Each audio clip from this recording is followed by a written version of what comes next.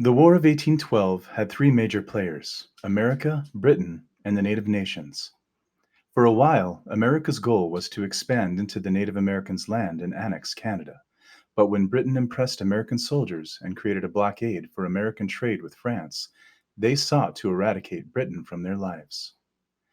Britain had been fighting in the Napoleonic Wars for a while, and because America was bribing their men to go join them, they decided they should take back their soldiers. America had also been trading with Britain's enemy, France, so Britain passed the Orders in Council, which said all neutral trade ships would have to pass inspection by them to pass.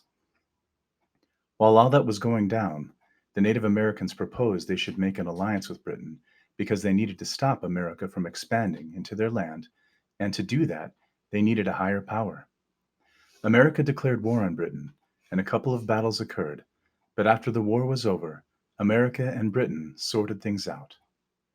America was allowed to expand into the Great Lakes and the Native American territories, and Britain had kept what they had from the start.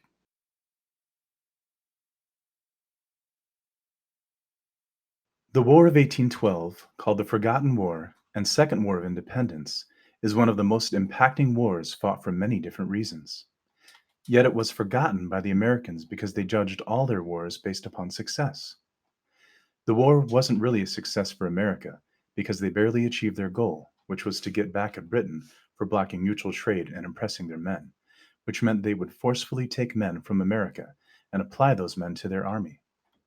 The only reason Britain was doing that was because she was in the middle of an important war with France called the Napoleonic Wars and was in high demand of men and resources.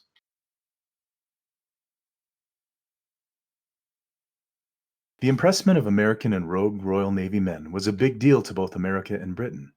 America was clever in coaxing the enemy's men without killing them and using them for more support, but they should have thought ahead more and not have underestimated Britain's force. While taking back the rogue British soldiers, some Americans were stolen along with them, because it was hard to tell the difference, considering they wore the same clothes. Some came back, but most didn't, because it was too much of a hassle for Britain.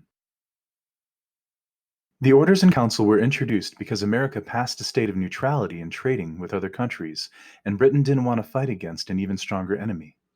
When the Orders were introduced, Britain wasn't targeting only America, but all trades with Napoleonic France. Because of that, Britain not only gained a significant amount of hate from surrounding countries, but also a better chance of winning the war. America retaliated by calling off neutral trade between France and Britain, and that caused a depression. Because of the suffering America had to endure, they declared war on Britain on July 18, 1812, which happened to be 2 days after Britain repealed the Orders in Council, which was undesirable. But due to slow communication, the message didn't get to America until later. While all this was happening, Tecumseh, chief of the Shawnee, was gathering other tribes to ally with the Shawnee and defeat America. Why he was doing that was because America was trying to take their land for resources. In order to defeat America, he wouldn't only have to gather other tribes, he would also have to become allies with a higher power, and that higher power was Britain. With the help of some allied tribes, Tecumseh gathered around 24 other tribes, and they were ready to fight.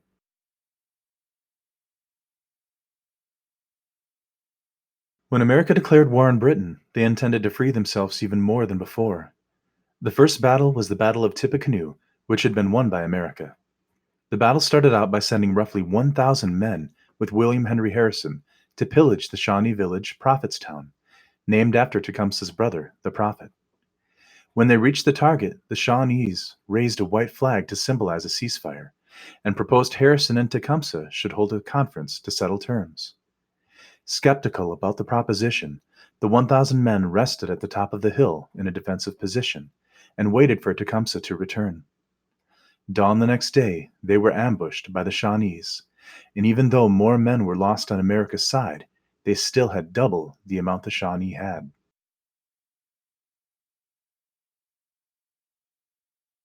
Fort Meigs was built on a bluff overlooking the Maumee River to control it as a checkpoint. The walls of Fort Meigs were 15 feet thick, and at the time, they were the largest wooden fortifications to be made. On May 5th, the British attacked Fort Meigs, but the spirits of the Americans were boosted when about 1,200 men from Kentucky arrived as reinforcements to aid them. In an attempt to drive back the British and Indians, the Americans were overly inspired, which ended in sloppy form.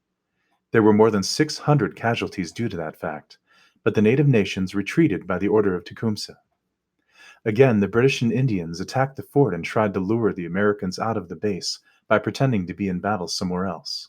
But the Americans were too cunning, and in the end, it was a win for America.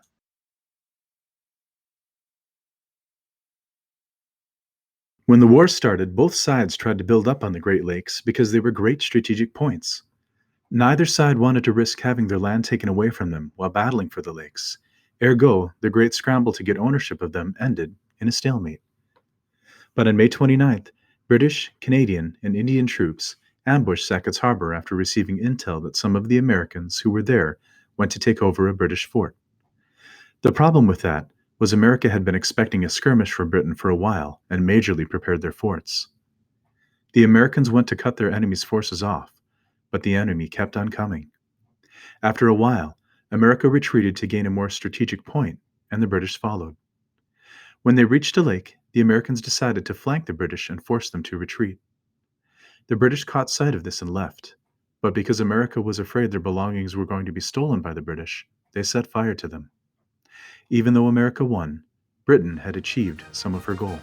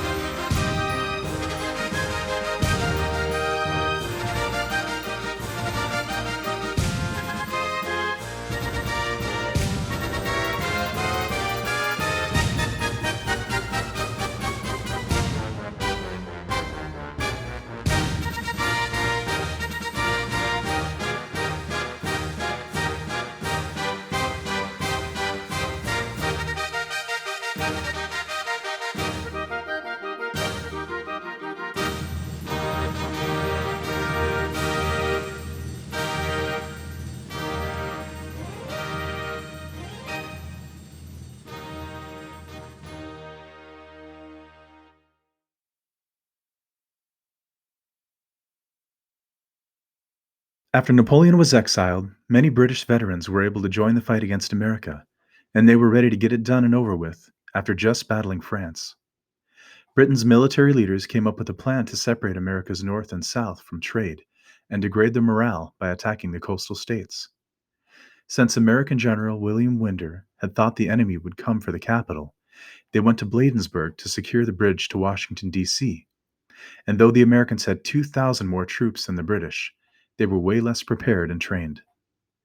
The American troops were overwhelmed by Britain's veterans, and they fled in a disorderly fashion, leaving the pathway to their capital wide open. The burning of Washington is one of the most known parts of the War of 1812, and as Britain was burning the now White House down, Dolly Madison departed with precious relics.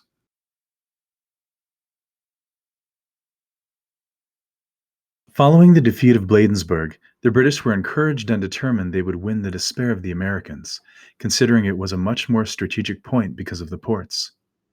Previously, the British were set on a defensive strategy, but after the fall of Napoleon, they had far more men and were able to turn to a more aggressive strategy. Their plan was to support the troops on land with the navy.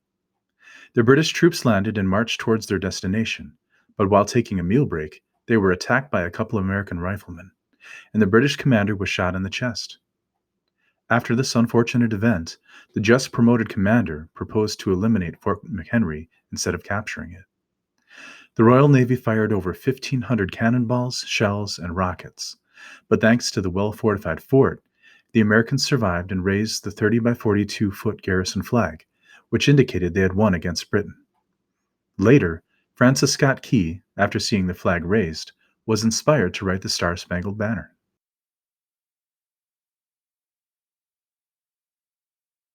On December 1st, Andrew Jackson was left with the task to protect New Orleans from a potential attack by the British. On December 23rd, John Keane of the British Army landed just south of New Orleans. When Jackson got word of this, he gambled his some 3,000 men to ambush the British camp. Ending inconclusively, Jackson gathered his men and retreated to set up a better defensive strategy by building up a line to have cover against British fire, which spanned 3/4 of a mile and was later known as Line Jackson. On December 27th, British General Edward Pakenham attempted 2 times in the span of 5 days to breach Line Jackson, both ending in failure. 12 days later, on January 8th, Pakenham launched a major assault against Line Jackson with John Keane and Samuel Gibbs. The preparations the American made resulted in the casualties of 2/3 of the British brigade, resulting in British retreat.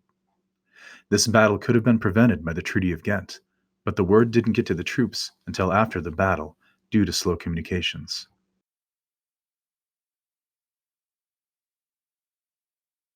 The back and forth winds in the battle on Lake Champlain led to the peace negotiations of the Americans and British.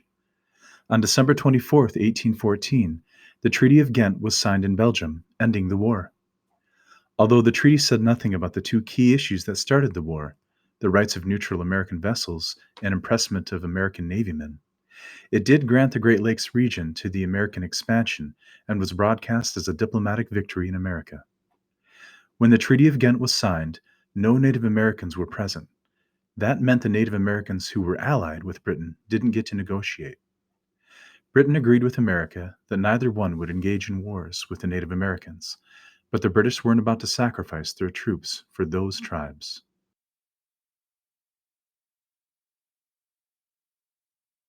The Shawnee chief Tecumseh died in action on October 5, 1813, at the Battle of Thames. Andrew Jackson became the 7th President of America after his success in the Battle of New Orleans. After the Pink House was burned down by the British, it was rebuilt as the White House. America started expanding into the Great Lakes and the Native Americans' land, and when they did, they made reservation camps for the Native Americans who survived. The Federalist Party died out because of their policies that were ratified.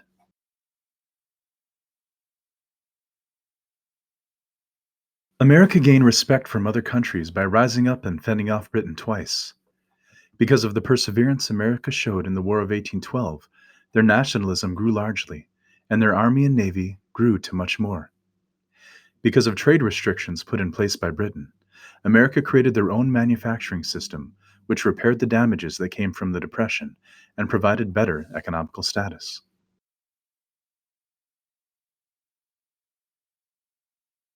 I've always thought what would happen if some things in history didn't occur, like the War of 1812. If the war hadn't happened, Andrew Jackson probably wouldn't have become president, or the quarrel between America and Britain could have put both countries in a depression, though the war was inevitable. Nobody came to a conclusion on who won the war because neither side had gained their objectives, which were for America to stop British impressment even though it did stop due to the war ending, to have British respect the rights of American neutral ships, and to annex Canada. Britain's objectives were to make America succumb to her forces and get back possession of the Rogue Country, but that altered when the war started. When it started, Britain wanted to keep America at bay and hopefully take back possession to fight Napoleon and boost her wealth. America had won most of the battles, but Britain had more forces. Why the war isn't remembered as well as the other wars is because the outcome on who won is inconclusive, and like I said before, most Americans like to judge things based upon success. In conclusion, the War of 1812 is a pivotal war that isn't appreciated enough.